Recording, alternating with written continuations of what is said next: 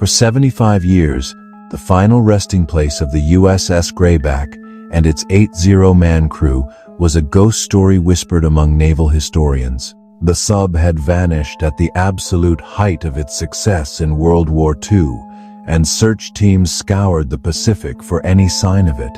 But here's the thing. They were looking in the wrong place, an area of ocean over 100 miles away from where it really was. The truth, it turns out, wasn't hidden in the crushing depths of the sea. It was hidden by a simple typo, buried in declassified military archives. A single, incorrect digit in a longitude coordinate. This is the story of how that one tiny error was finally found, solving a 75-year-old mystery and at last bringing peace to the families of 80 lost sailors. Before it became a ghost of the Pacific, the USS Grayback, SS-208, was an absolute legend. Launched in January 1941, she was a Tambor-class submarine, one of the new fleet boats that became the backbone of America's undersea war. At over 300 feet long, she was a deadly predator, capable of stalking enemy convoys for weeks at a time. Under the command of Lieutenant Commander John A. Moore, the Grayback earned a fearsome reputation. She was a silent hunter that racked up an incredible record, delivering blow after devastating blow to the Japanese war machine. Her crew was credited with sinking 14 enemy ships, totaling nearly 64,000 tons. That list included everything from cargo vessels to an Imperial Japanese Navy submarine, the I-18. The Grayback was a decorated warrior, earning 2 Navy unit commendations and 8 battle stars for her service, a testament to her crew's incredible bravery. They operated in the most dangerous waters of the Pacific and even rescued 6 downed American pilots from a hostile shore, an act that earned their commander the Navy Cross. In the silent service, where success was measured in missions completed and tonnage sunk, the Grayback was an apex predator. By early 1944, she was ranked as one of the most successful American submarines of the entire war. But that incredible string of victories was about to come to a sudden, mysterious end. The Grayback was preparing for its 10th war patrol, a mission from which it would never return. On the 28th of January 1944, the USS Grayback slipped out of Pearl Harbor to prowl the vital shipping lanes of the East China Sea.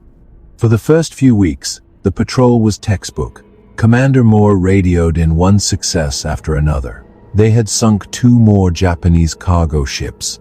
Morale was high, but their torpedo supply was getting low. With only 2 torpedoes left, the Grayback got its final order: head back to base at Midway. But they had one last fight left in them. On February 27th, the Grayback sent its last ever communication. It reported being damaged by enemy aircraft, but had still managed to use its last 2 torpedoes to sink a Japanese naval transport. And then, nothing. The Grayback was scheduled to arrive at Midway on March 7th, 1944. That day came and went. Days bled into weeks. No radio calls, no sightings. For the families back home, the agonizing wait slowly twisted from hope into dread. On March 30th, the Navy made the grim announcement. The USS Grayback was presumed lost with all 80 hands on board. She had just vanished. In the chaos of war, this was a grim reality for the submarine force. They were lone hunters, deep in enemy territory. When they were sunk, there were rarely survivors or witnesses. The Grayback became one of 52 American submarines lost during World War II, her crew joining the thousands of others entombed in the deep. For their families, there was no closure, just a crushing silence that would stretch on for generations. For 75 years, the Grayback's story ended there. The official explanation was that a Japanese bomber had sunk it, but the exact location was a mystery. After the war, the U.S.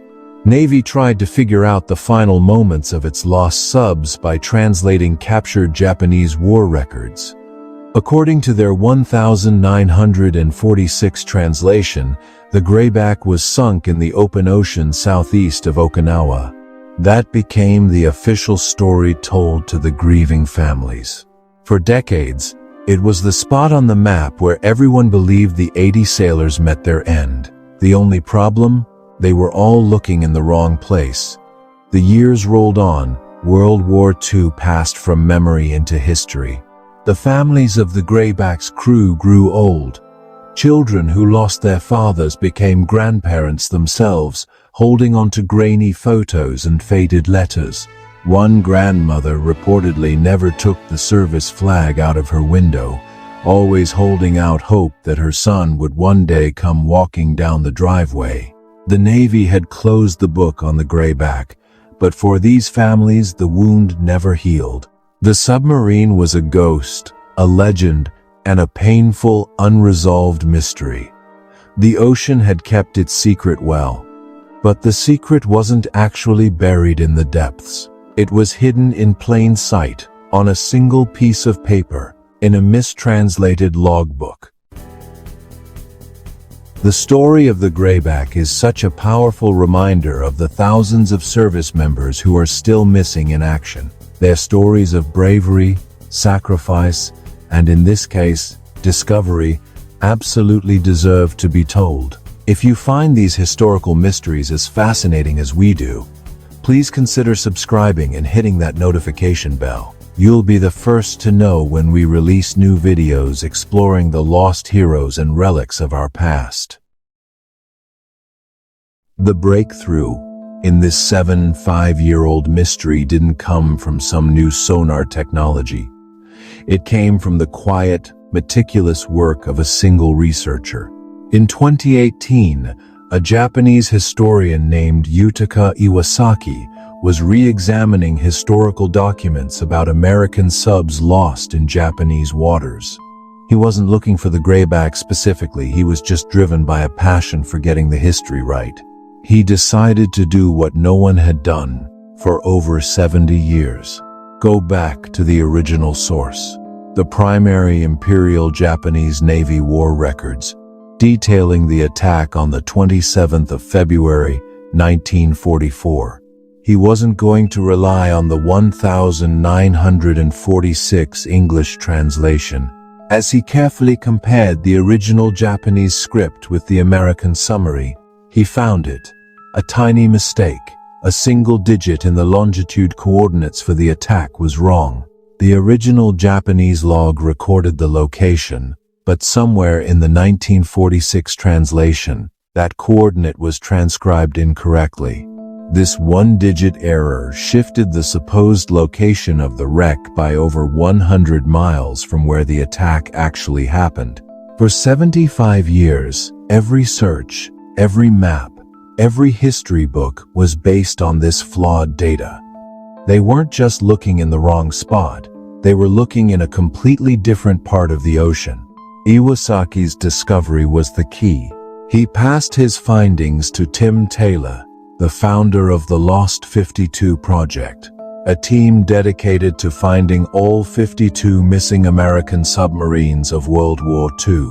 With this new, corrected information, Taylor's team could finally look in the right place. Armed with the corrected coordinates, Tim Taylor and his Lost 52 Project launched an expedition in 2019. Their destination, a patch of ocean about 50 nautical miles south of Okinawa, Japan. This was no easy task.